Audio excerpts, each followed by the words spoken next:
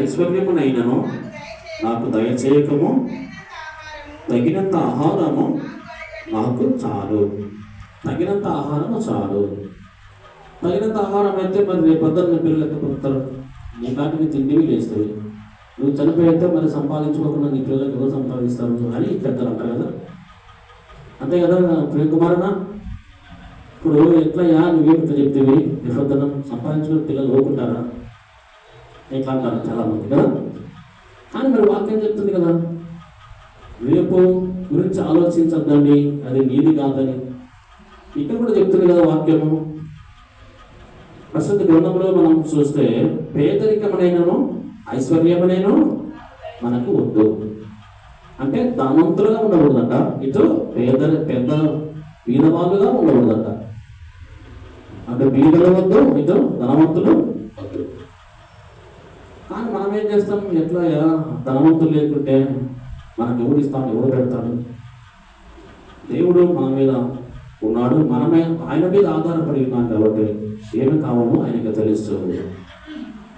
అందుకొనకే పేదరికమైనను తర్వాత ఐశ్వర్యమైన నాకు దయచేయకము, తగినంత ఆహారము నాకు అనుగ్రహించము, సమానమైన జీవితము చాలు అంటూ 9వ వచనములో ఎక్కువైన ఎడల నేను కడుపు నిండిన వాడనై.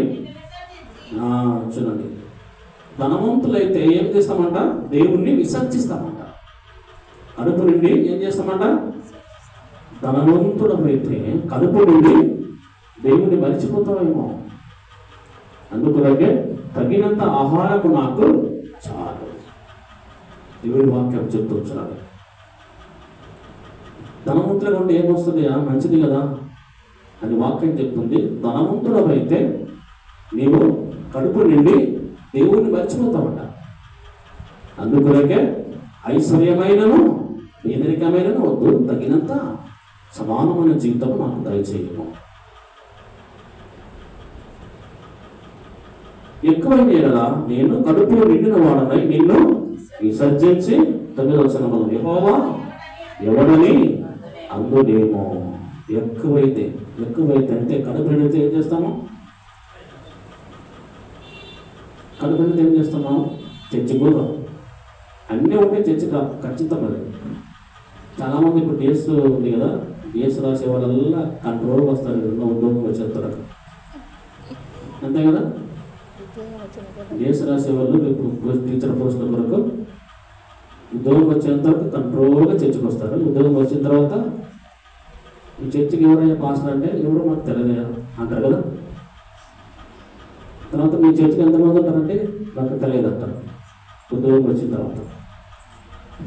కాబట్టి దేవుని వలన దేవుని వాక్యం సెలవిస్తుంది, మనము ఎక్కువైతే దేవుడు ఎవడో నాకు తెలియదు అంటామట. ఆ విధంగా అంటారు, ఎక్కువైనా సమానంగా ఉండాలా, తక్కువైనా ఒకే రీతిలో ఉండాలి. అందుకొరకు చూడండి, దేవుని వాక్యం సెలవిస్తుంది, ఎక్కువైతే కడుపు నిండితే దేవుడు ఎవడని నేను విసర్జిస్తానేమో, ఒకవేళ తక్కువైనా కూడా ఆ దేవుని నామమును దూషిస్తానేమో. చూడండి, తక్కువైనా కష్టమే, ఎక్కువైనా కష్టమే. మరి ఎట్లయా దేవుడు వలన నేను అందుకొరకే వాక్యం పై భాగంలో స్పష్టంగా చెప్తుంది, తగినంత జీవితం చాలు, తగినంత జీవితము చాలు, తగినంత ఆహారము నాకు, తగినంత సమానమైన జీవితము చాలు. కాబట్టి మరి దేవుడు వలన దేవుని వాక్యం సెలవిస్తుంది, క్రైస్తవులైన మనము లోకములో ఉన్నటువంటి డబ్బు వైపు, ధనం వైపు, ఆస్తి అంతస్తు వైపు చూడరాదు. ఒకవేళ ఆ విధంగా ఉంటే దేవుడిని మనము మర్చిపోతాం. చర్చికి కూడా రాము. చూడండి, మనం ఇప్పుడు ఎండాకాల సెలవులో ఉన్నాం. ఈ సెలవులో వేసవి సెలవు. ఈ వేసవి సెలవుల్లో విద్యార్థులు రావచ్చు చర్చికి, తర్వాత ఎంప్లాయీస్ రావచ్చు, తర్వాత చాలామంది చర్చికి రావచ్చు. వర్షాకాలం అయితే రాలేము, ఎందుకంటే చాలామంది జాబులు కదా, ప్రైవేట్ పనులు చేసుకున్న వాళ్ళు కూడా ప్రైవేట్ స్కూల్ ఉంటాయి. ఇప్పుడు ఏం లేవు కదా, ఎంతమంది ఉన్నారు చర్చలో మరి? ఇప్పుడు ఏం లేవు కదా కదా. దేవుని బిడ్డలారా, నిజంగా నేను నా జీవితంలో ఎంతవరకు చూడలే, ఇంత జనాభా తక్కువ సంఘం. ఇంతకుముందు చెప్పాను, ఇట్లా ఇప్పుడు చెప్తున్నాను. ఇంత తక్కువ వచ్చే ఆదివారం సంఘంలో ఇదే సంఘం, మొట్టమొదటి సంఘంలో ఇదే. చర్చికి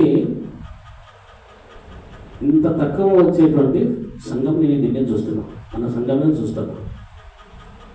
ఆదివారం రోజు ఏ సంఘం చూసినా పండగలాగా ఉంటుంది వాతావరణం.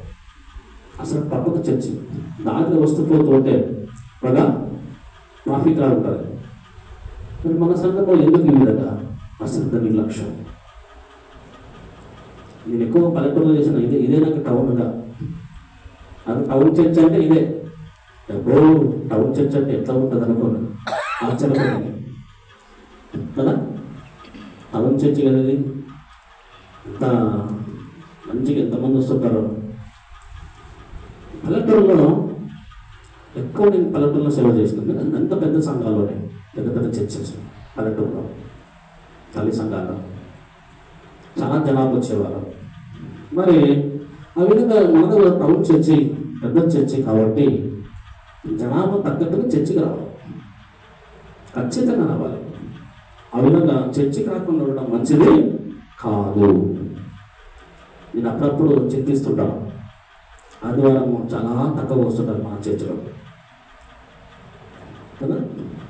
అది మంచి పద్ధతి కాదు. కాబట్టి అందరూ చర్చికి రావాలి, ఖచ్చితంగా రావాలి. మందిరం పట్టకుండా మందిరానికి రావాలి. వాక్యం చెప్తుంది కదా, ఖండాలలో మోసే చెప్పాడు కదా, ఏం చెప్పాడు? విశ్రాంతి దినాన్ని పరిశుద్ధముగా ఆచరించాలి.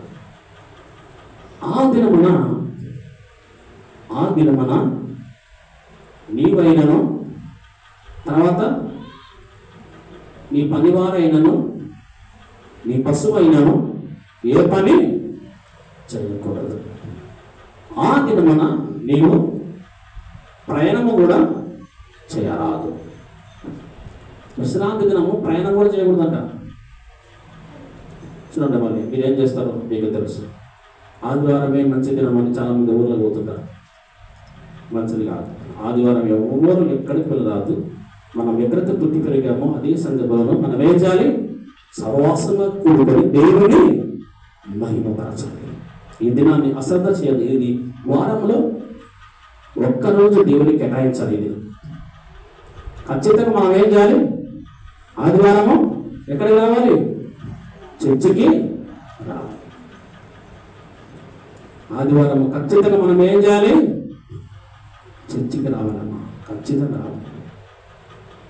ఇక్కడ నుంచి మీరు సిద్ధపడండి. వాళ్ళు నాకు ఆదివారం ఖచ్చితంగా మీరు చర్చ పట్టకుండా కనపడాలి.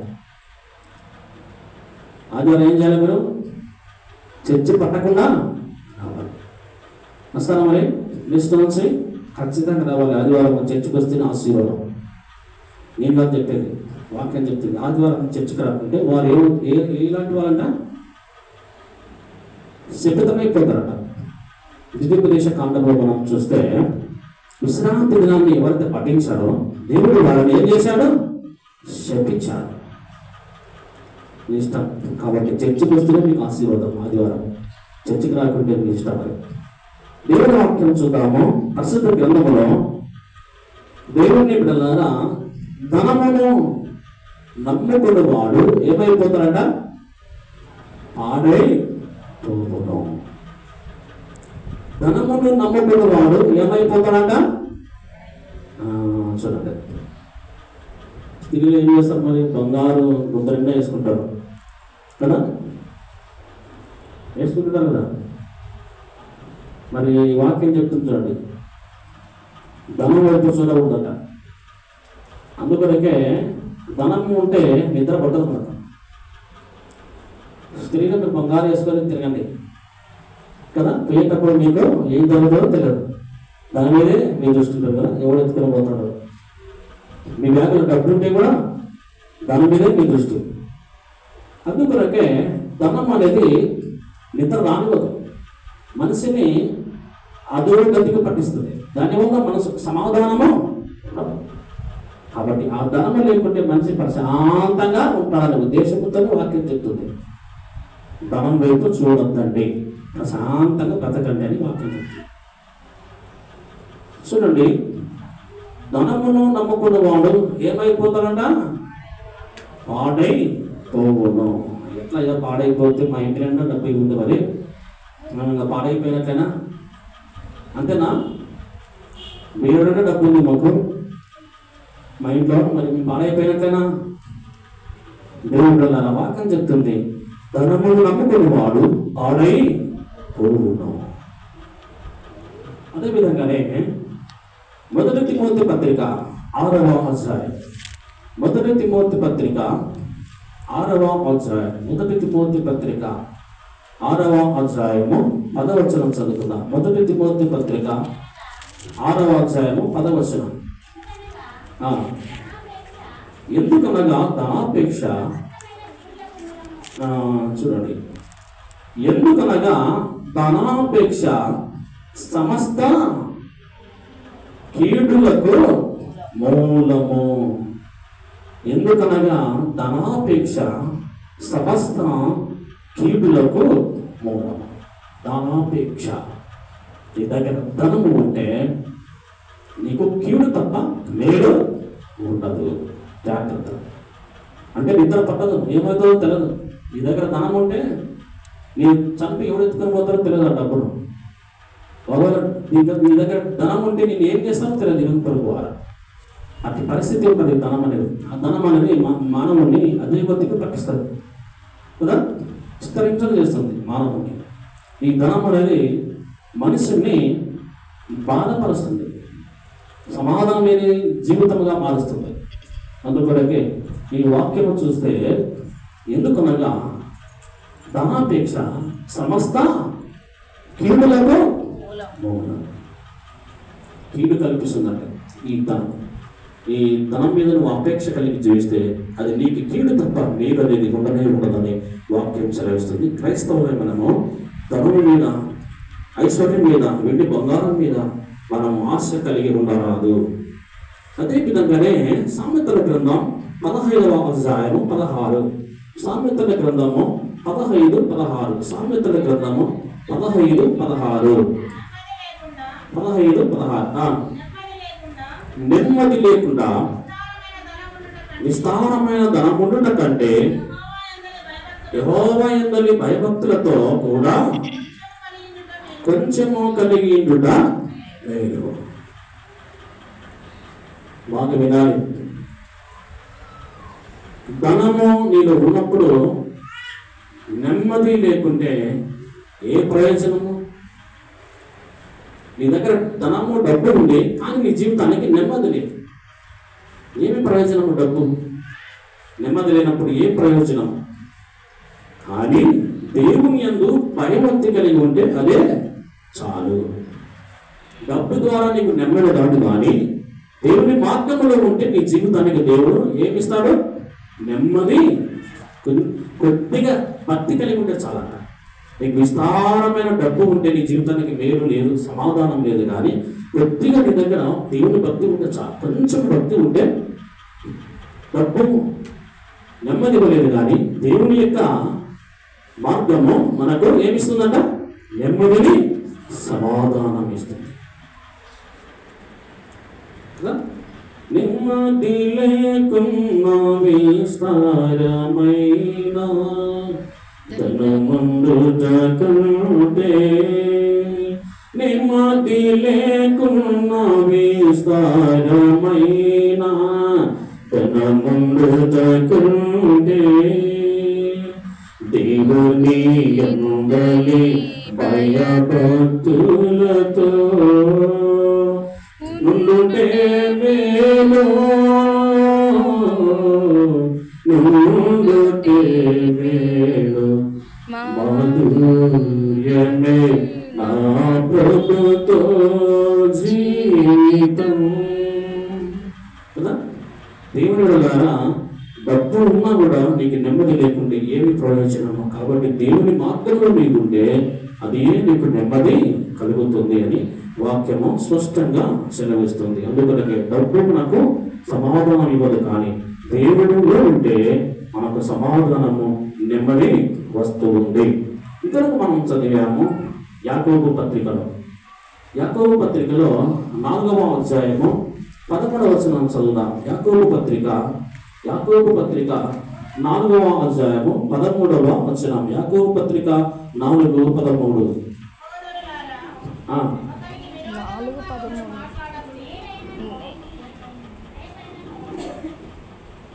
చదువు.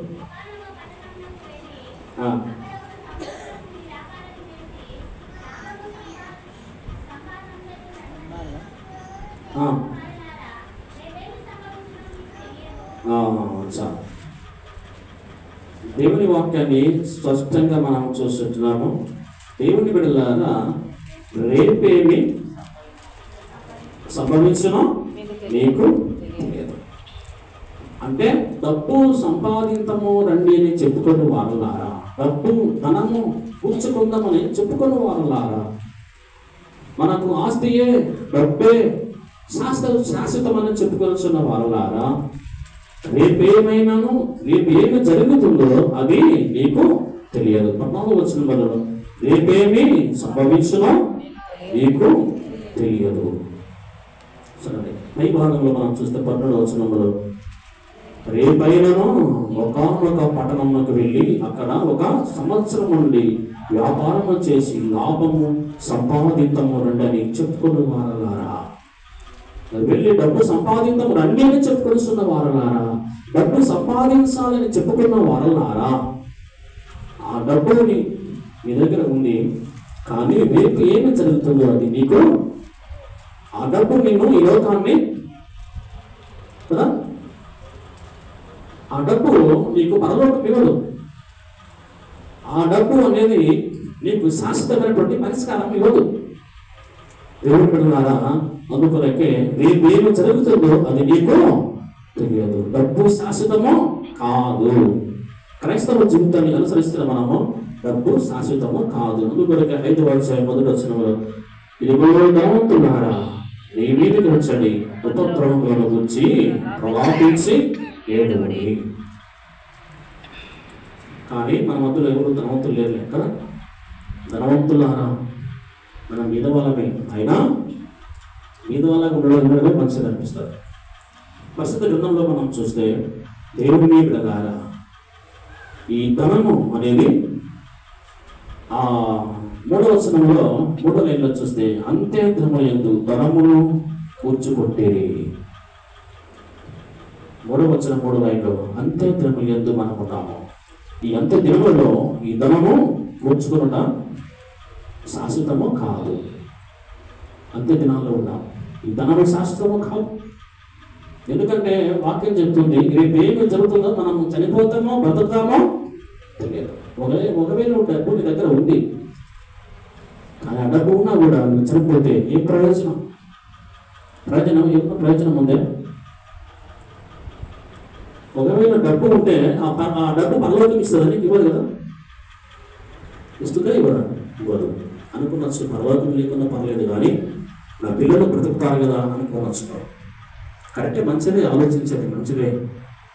కానీ అతిగా దాని మీద మనము ఆశ పెట్టుకునరాదు కదా. అతిగా దాని మీద మనం ఆశ పెట్టుకునరాదు. దేవుణ్ణి కంటే ఎక్కువ దాన్ని మనము నమ్మరాదు. డబ్బు ఉండొచ్చు, మంచిదే, కష్టపడండి. కష్టపడితే ఏదైనా ప్రయోజనమే, సంపాదించడం మంచిదే.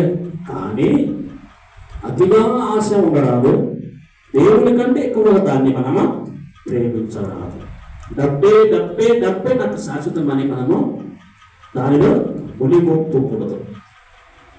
అందుకొనక దేవులారా, ప్రస్తుత గ్రంథము సెలవిస్తుంది ఈ ధనము నీకు శాశ్వతము కాదు. ఈ ధనము నిన్ను మిగతా రాజ్యానికి నడిపించదు.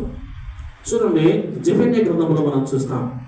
ప్రసిద్ధ గ్రంథంలో జెఫన్యా రాసిన గ్రంథము 2వ అధ్యాయంలో, జెఫన్యా గ్రంథం పేజీ నంబరు 772 పాత నిబంధన 2వ అధ్యాయంలో మనం చూస్తాం. జెఫన్యా గ్రంథము 2వ అధ్యాయము లేదా మొదటి అధ్యాయము 18 వచనం చూద్దాం. మొదటి అధ్యాయం 18 వచనం. మొదటిది 18.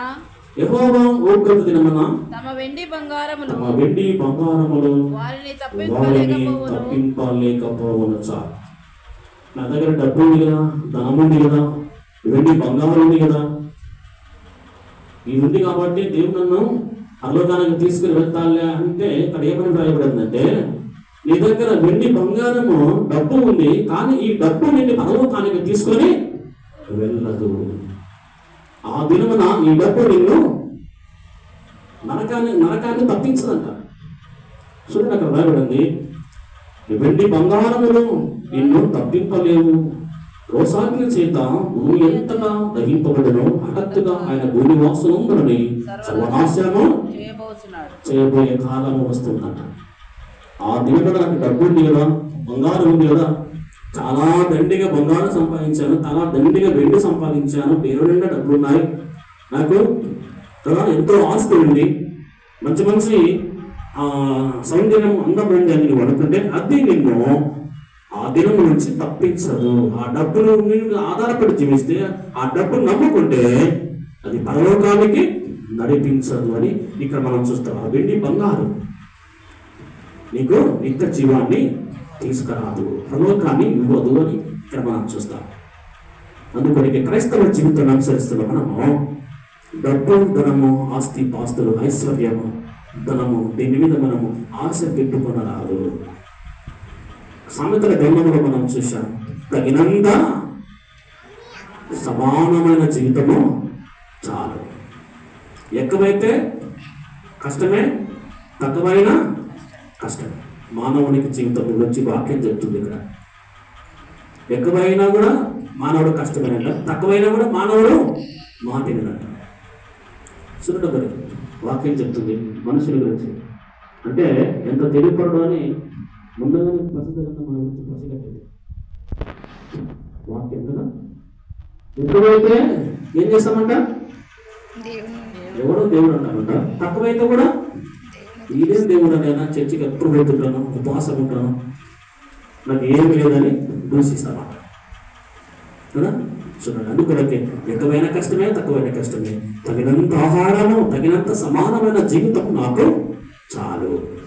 దేవుని వెళ్ళారా, మరి క్రైస్తవ జీవితాన్ని అనుసరిస్తున్న మనం ఈ లోకంలో ఉన్నటువంటి దేవుని కూడా మనము ఆశింపరాదని ప్రసిద్ధ గ్రంథము క్లియర్గా మనకు సెలవిస్తుంది. తర్వాత మత్తయి సువార్త 19వ అధ్యాయము 23వ వచనం చదువుకుందాం. 19:23 వచనం. మత్తయి సువార్త 19:23. యేసు తన శిష్యులను చూచి ధనవంతుడు పరలోక రాజ్యంలో ప్రవేశించుట దుర్లభమని మీతో నిశ్చయముగా చెప్పుచున్నాను. చాలు, బాగా వినండి. మరి డబ్బు, ధనము, ఆస్తి నీ దగ్గర ఉంటే అది నిన్ను పరలోక రాజ్యానికి నడిపించదు అన్న. బాగా వినాలమ్మా. డబ్బు, ధనము, వెండి, బంగారు నీకు పరలోకాన్ని తీసుకురాదు, నీకు పరలోకము ఇవ్వదు. కానీ ఈ డబ్బు, ఈ ధనం ఉంటే ఈ భూమి మీద ఏదన్నా మనం తీసుకుంటాం, కానీ పరలోకానికి ఇది నడిపించదు. ఈ డబ్బు, నీ దగ్గర డబ్బు ఉంటే విలాసమైన భవనాన్ని కొంటాం, నీ దగ్గర డబ్బు ఉంటే సత్యమైన స్థితిలో ఇంకా 2 నాలుగు బ్రతకడానికి డాక్టర్ని కొంటాం కదా. డబ్బు ఉంటే నిజంగా చచ్చిపోయిన బ్రతుకుతాం, ఎందుకంటే డాక్టర్లో కొంటాం, బాగు చేస్తారు. దేన్నైనా డబ్బు ద్వారా కొంటారు, కానీ పరలోక రాజ్యాన్ని డబ్బు ద్వారా మనము కొంటామా? అందుకొరకే ఈ వెండి బంగారములు ఆ దేవుడు నేను తప్పిప్పవు, ఆ ఉపద్రవం నేను తప్పిప్పవు. దాని మీద మీరు ఆశ పెట్టుకోవద్దండి, దాన్ని నమ్మొద్దండి. అందుకని ఇక్కడ మనం చూస్తున్నాం, ధనవంతుడు పరలోక రాజ్యములో ప్రవేశించడం కంటే ఒంటే ఏం చేస్తుందంట, సూది బెజ్జంలోనైనా దొరుకుతుందని, కానీ పరలోక రాజ్యంలో ధనవంతుడు సూర్యుని మీద ఎంత కదా మంచి మాట చూస్తాం ఇక్కడ. సూర్యుడి గజ్జంలో వంటైనా దూరుతుందంట, కానీ అంత పెద్ద ఉంటే. కానీ పరలోక రాజ్యానికి ధనవంతులు, డబ్బు, బంగారు, వెండి, 30 ఎకరాలు 40 ఎకరాలు పొలం ఉన్నవాళ్ళు, ఆస్తి ఉన్నవాళ్ళు కదా.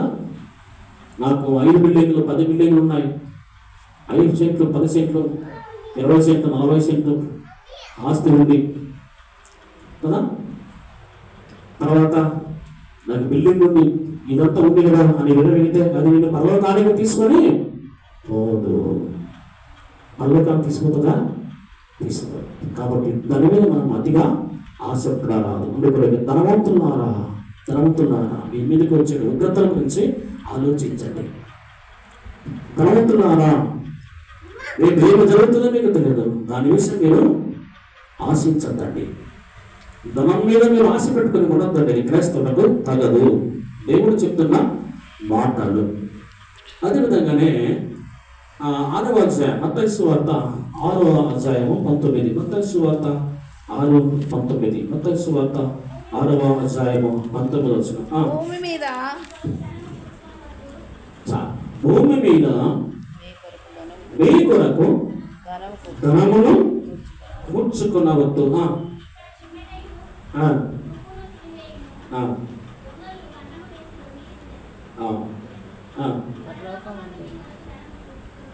పరలోకమందు మీ కొరకు ధనము కూర్చుకున్నది.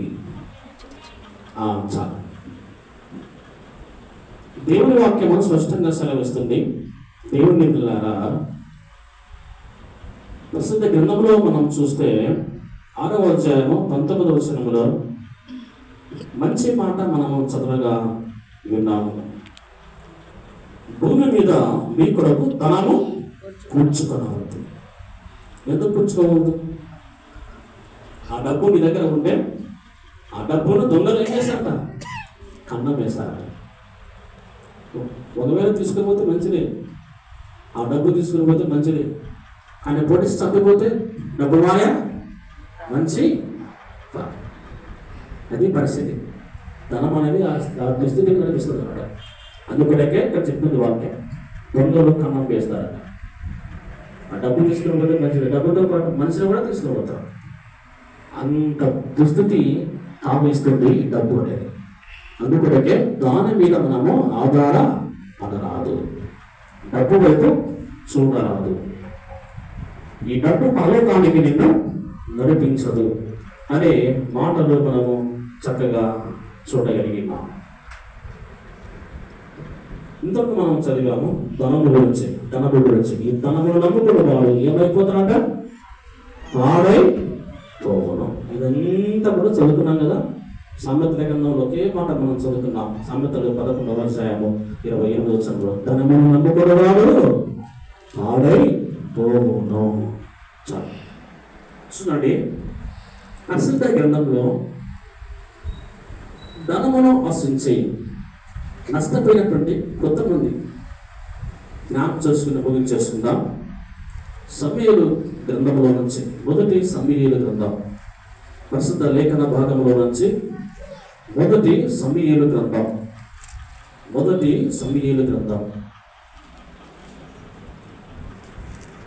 8వ అధ్యాయము. మొదటి సమూయేలు గ్రంథము 8వ అధ్యాయము మొదటి వచనం. సమూయేలు వృద్ధుడైనప్పుడు తన కుమారులను ఇశ్రాయేలు మీద న్యాయాధిపతులుగా నియమించెను. అతని జ్యేష్ఠ కుమారుని పేరు యోవేలు, రెండవ వాని పేరు అబియా. వీరు బయర్షెబాలో న్యాయాధిపతులుగా ఉండిరి. అతని కుమారులు అతని ప్రవర్తనను అనుసరింపగా ధనాపేక్షకులై లంచములు పుచ్చుకొని న్యాయమును త్రిప్పివేయగా. తిమోతి పత్రికలో మనం చూస్తాము, ధనాపేక్ష సమస్త కీడులకు మూలం. ఈ ధనాపేక్ష ఇక్కడ ఎవరు ఉన్నారట? ధనాపేక్ష ఎక్కువ ఆశ ఎవరికి ఉందట? సమూయేలు కుమారుడు. ఈ సమూయేలు కుమారులు ఏబేలు రెండవవాడు అబియా. సమూయేలు కుమారులు ఏబేలు, అబియా. ఈ సమూయేలు తర్వాత ఇశ్రాయేలు ప్రజలకు న్యాయాధిపతులుగా వీరు పరిపాలిస్తున్నారు. న్యాయాధిపతులుగా ఉన్నారు. న్యాయాధిపతులుగా ఉంటూ ప్రజలను పాలిస్తూ ఎక్కువగా వీరు ప్రజలతో డబ్బు సంపాదించడానికి సిద్ధపడుతున్నారట. అంటే లంచం పుచ్చుకోవడానికి సిద్ధపడుతున్నారట. అంటే ధనాపేక్షకులై ప్రజలను వంకర త్రోవలో నడిపిస్తూ ధనమును పుచ్చుకొనొచ్చు ఉండేది. చూడండి, క్రైస్తవులే వీళ్ళు. క్రైస్తవ కుటుంబమే, దేవుని ఎరిగిన కుటుంబం, దేవుని మార్గంలో జీవిస్తున్న కుటుంబం. కానీ వీళ్ళు దేనిలో పడిపోయారు? ధనాపేక్షలో పడిపోయారు. ధనమును ఆశించింది, ధనములో పడిపోయింది, ధనాపేక్ష కలిగి ఉండేది. చూడండి, దేవుని ద్వారా చక్కగా వాక్యాన్ని మనం చూస్తాం. న్యాయాధిపతులుగా ఉండే అతని కుమారులు అతని ప్రవర్తన అనుసరింపగా ధనాపేక్షకులై లంచము పుచ్చుకొని న్యాయమును తిప్పివేయగా అన్యాయముగా ఇశ్రాయేలు ప్రజలను పరిపాలిస్తున్నారట. అంటే లంచము. చూడండి, క్రైస్తవులకు లంచము తగదు, డబ్బు సంపాదించడము కూడా, డబ్బు ధనము క్రైస్తవులకు తగదు. వీరు క్రైస్తవులే కానీ దేని మీద ఆధారపడుతున్నారు? డబ్బు, ధనము. ఆ విధంగా ఉంటున్న సందర్భంలో ఎప్పుడైతే ధనం మీద ఆశపడి జీవించారో, ఎప్పుడైతే ధనము దేవుని విడిచిపెట్టి ధనమే అని దాని మీద ఆశపడి దాన్ని నమ్ముకున్నారో వారి జీవితంలో పతనమైపోయాయి. దేవుడు వారిని ఏదో ఇశ్రాయేలు ప్రజలకు నాయకుడిగా చేస్తే వారి యొక్క నాయకత్వాన్ని వారు కోల్పోయారు. దేవుడు వారిని పడగొట్టాడు. దెబ్బతో ఇశ్రాయేలు ప్రజలకు న్యాయాధిపతులుగా లేకుండా చేశాడు. దేవుడు వారి జీవితాన్ని పతనం చేశాడు. ఎందుకంటే దేవుడి మీద ఆధారపడి దేవుడు నమ్ముకోకుండా డబ్బును నమ్ముకున్నారు. ధనమును నమ్ముకున్నవాడు దేవుని నమ్ముకోకుండా డబ్బును నమ్ముకున్నటువంటి సమూయేలు కుమారుడు పాడైపోయింది. అప్పుడు ప్రజలు వచ్చినారంట. ఎవరి దగ్గర వచ్చారు? వారి తండ్రి దగ్గరకు వచ్చారు. అయ్యా, ఈ కుమారులను మాకు న్యాయపత్రిగా తెచ్చారు, వారు చక్కగా పరిపాలన చేయటం లేదు, ప్రజలను వంకర మార్గంలో నడిపిస్తున్నారు, ఎక్కువగా డబ్బు ధనము వారికి ఆశ ఎక్కువ ఉందయ్యా, వారికి భక్తి లేదు. అలాంటి వారికి నాయకులుగా ఉండి ఈ దేశం పాడైపోతుంది. నువ్వు గ్రహించి మాకు ఒక మంచి నాయకుడు కావాలి. ఏమైంది? నా కుమారులు చక్కగా పరిపాలన చేస్తున్నారు కదా అనుకున్నాడు మనసులో. ఎవరు? సమూయేలు. కానీ వారు చేసి నీకు తెలియదు. వారు లంచము, డబ్బు మీద ఆధారపడుతున్నారు. ప్రజలను అన్ని ప్రాంతముతో వారు నడిపిస్తున్నారు. ప్రజలను తప్పుతో పట్టిస్తున్నారు. వారు ఉండే ఈ దేశము పాడైపోతుందయ్యా అని ఆయన దగ్గరికి వచ్చి వేడుకుంటున్నారట. చూడండి ఏమని వేడుకుంటున్నారు? ఐదవ వచనం. ఇశ్రాయేలు పెద్దలందరూ రామాలో సమూయేలు వద్దకు వచ్చారు. ఈ ప్రజలందరూ కూడా ఎవరి దగ్గరకు వచ్చినారట? సమూయేలు దగ్గరికి వచ్చినారు. ఎందుకు వచ్చారు? ఈ కుమారులు లంచము పుచ్చుకొని డబ్బు ధనము కావాలని ఆశపడి ఉన్నారు. దేవుడిని మర్చిపోయారు. డబ్బే సర్వస్వం అని జీవిస్తున్నారయ్యా. చూడండి, మనందరూ కట్టగట్టుకొని సమూయేలు దగ్గరకు వచ్చి ఏం చెప్పారు చూద్దాం. 5వ వచనం. చింతగించుము, నీవు వృద్ధుడవు, నీ కుమారులు నీ ప్రవర్తన వంటి ప్రవర్తన గలవారు కనుక సకల జనుల మర్యాద చెప్పున మాకు ఒక రాజుని అతడు మాకు న్యాయము తీర్చునని అతనితో అనేది. చూడండి, నీ కుమారుడు మంచి వాళ్ళు కాదయ్యా, వారు సత్ప్రవర్తనలు లేవు, ప్రజలను చక్కగా పాలించడం లేదు, డబ్బు ధనము ఆస్తి ఇదే వారికి సర్వస్వం. అయ్యా, ఇలాంటి వారు మాకు వద్దు, కాబట్టి మాకు ఒక మంచి నాయకుడు కావాలి. ఆ మాట విని సమూయేలు చాలా బాధపడ్డాడు. ఏందిరా బాబు, నా తర్వాత నా కుమారులు ఉన్నారులే అనుకున్నా, ఇది పని చేస్తారని అనుకోలేదు. ఇది బాధపడ్డాడు అంట మనసులో. ఆయన దృష్టికి అది అనుకూలంగా ప్రతికూలంగా ఉందంట. అక్కడ రాయబడింది అది. మాకు న్యాయము తీర్చుటకై దేవుని వాక్యం మనం చూస్తే ఆయన దృష్టికి అది ప్రతికూలంగా ఉందని వాక్యములు మనం చూస్తున్నాం. ఇది నాకు మంచిది కాదు. దేవుని ద్వారా ఆయన దృష్టికి ఇది ప్రతికూలంగా ఉన్నట్టు నేను ఏం చేయాలి ఆలోచిస్తూ ఉంటే వారు వస్తూ ఉన్నారు. కానీ ఆయన ఏం చేశాడు? చివరికి ప్రార్థన ఏదైనా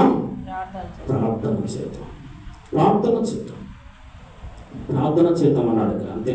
ఏమన్నాడు? 7వ వచనంలో మనం చూస్తే 7వ వచనంలో అందుకు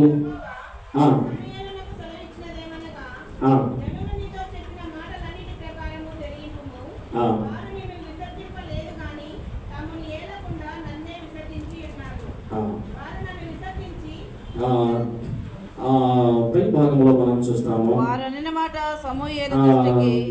ప్రతికూలంగా ఉండేది కనుక సమూయేలు 6వ వచనం చివరి లైన్లో సమూయేలు యెహోవాకు చూడండి ఇక్కడ ఏమన్నా రాయబడింది? వారు అనిన మాట సమూయేలు దృష్టికి ఏ విధంగా ఉందంట? చూడండి, బాధపడుతున్నాడు కదా. ఏంది పరిస్థితి? నా కుమారులు ఉన్నారు కదా రాజులుగా అనుకున్నా, కానీ సమయంలో చింతపడి బాధపడ్డాడు. కానీ దీని విషయంలో ఏం చేయాలి? ప్రార్థన చేయాలి. ఆయన కుమారులు వినలేదు. ఎంత ప్రార్థన చేసినా వాళ్ళు వినలేదు. తర్వాత సమయంలో ప్రార్థన చేసి 9వ అధ్యాయం 1వ వచనంలో సమయంలో ప్రార్థన ద్వారా ఒక వ్యక్తి నియమించబడ్డాడు ఇశ్రాయేలు ప్రజలకు నాయకుడిగా. అతను కీసు కుమారుడైన సౌలు.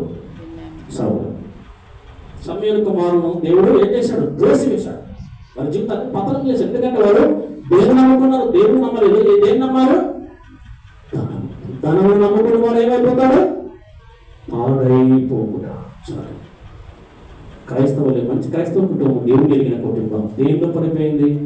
డబ్బులో, ధనంలో పడిపోయారు. ఇశ్రాయేలు ప్రజలకు వారి నాయకులు లేకుండా దేవుడు వారి జీవితాన్ని పతనము నాశనము చేశారు.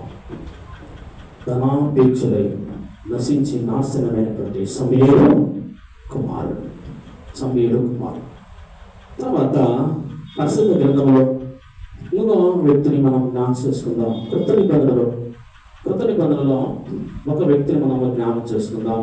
6వ అధ్యాయం మత్తయి సువార్త 6వ అధ్యాయం మత్తయి సువార్త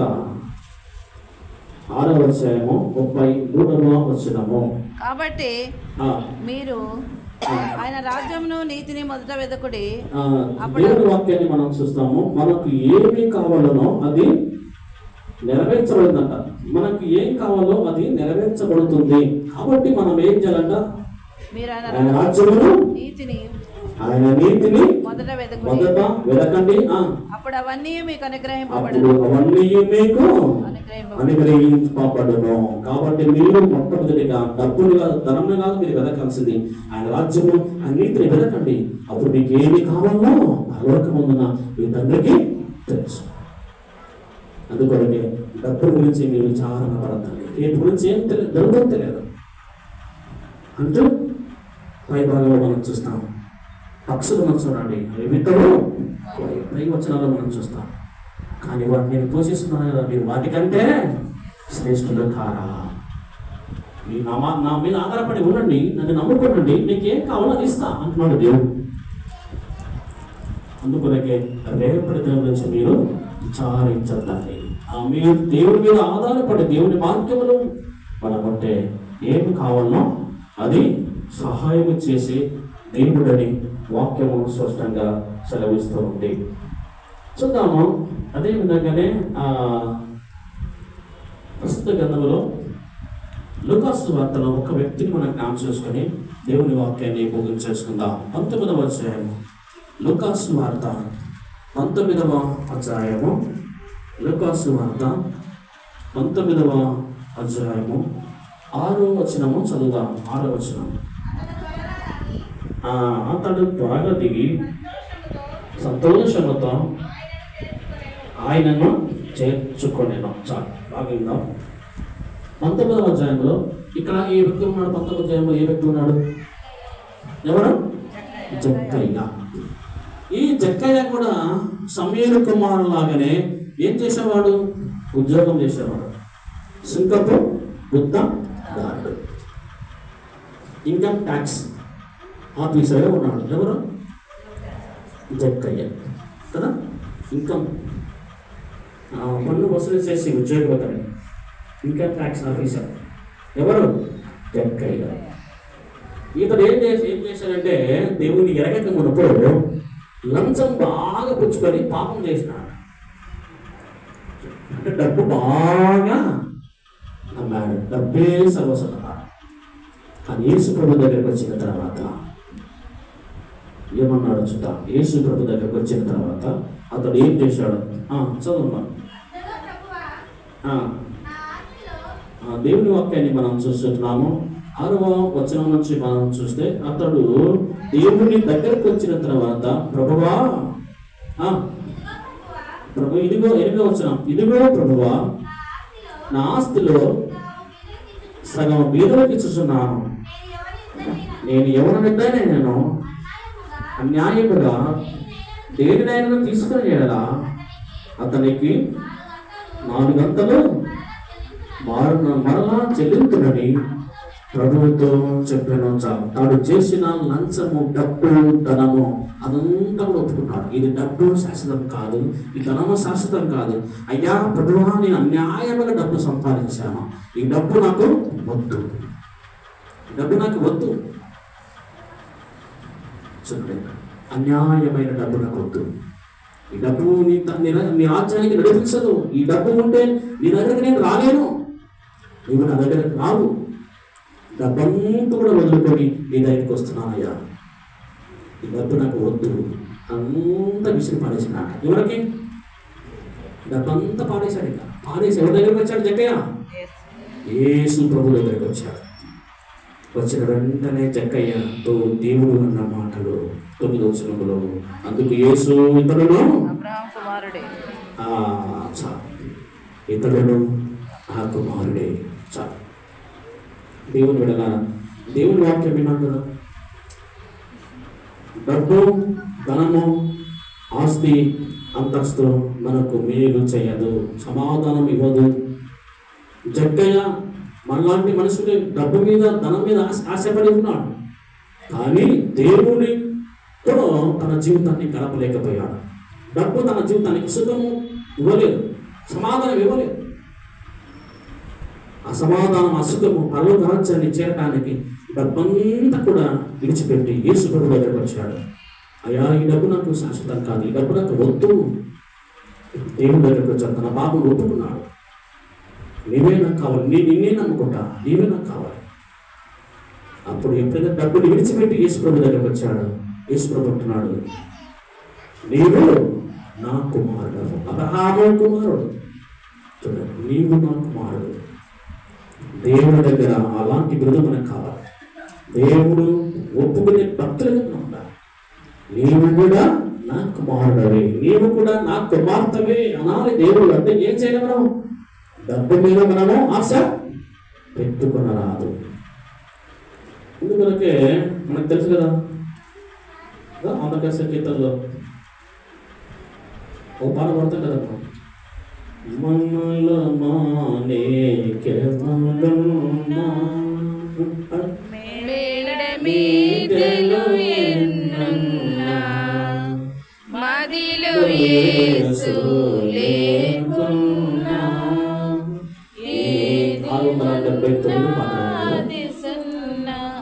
మనల మానే కేవలమునా మేడమీదెలు ఎన్నున్నా మదిలో యేసు లేకున్నా ఏది ఉన్నా అది సున్నా.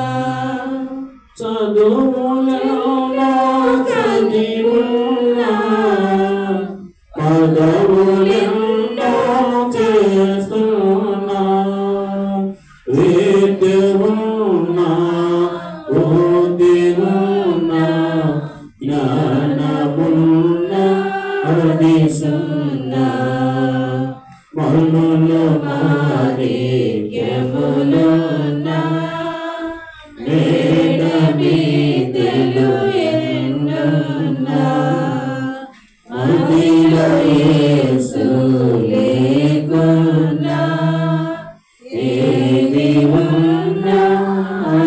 సున్నా. చూడండి, ఎంత చదివినా, ఎంత ఉద్యోగం ఉన్నా కదా, ఎంత డబ్బు ఉన్నా యేసు లేకుంటే అది సున్నా, అంతే కదా.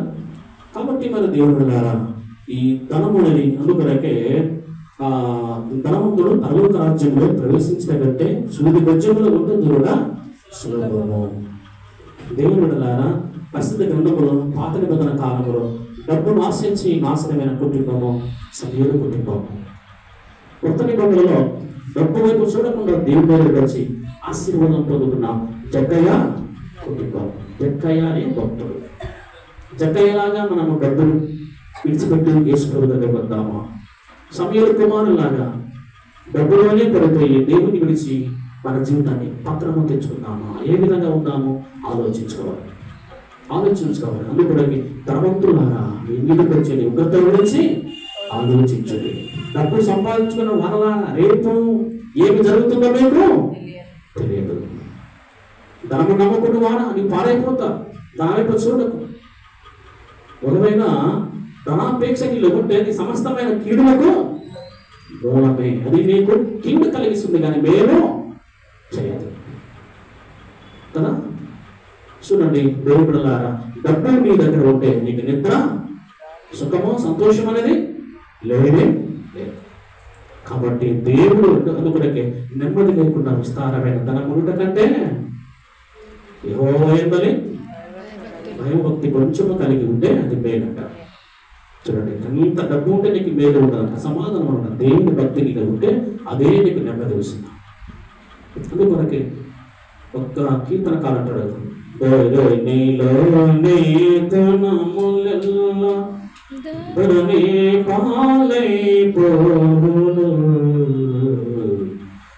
గరిమతోడ నీవు గైకొను నిరతముండెడి ధనమును, నిరతముండెడి ధనమును, ధరణిలో నీ ధనములెల్ల ధరణి పాలైపోవును,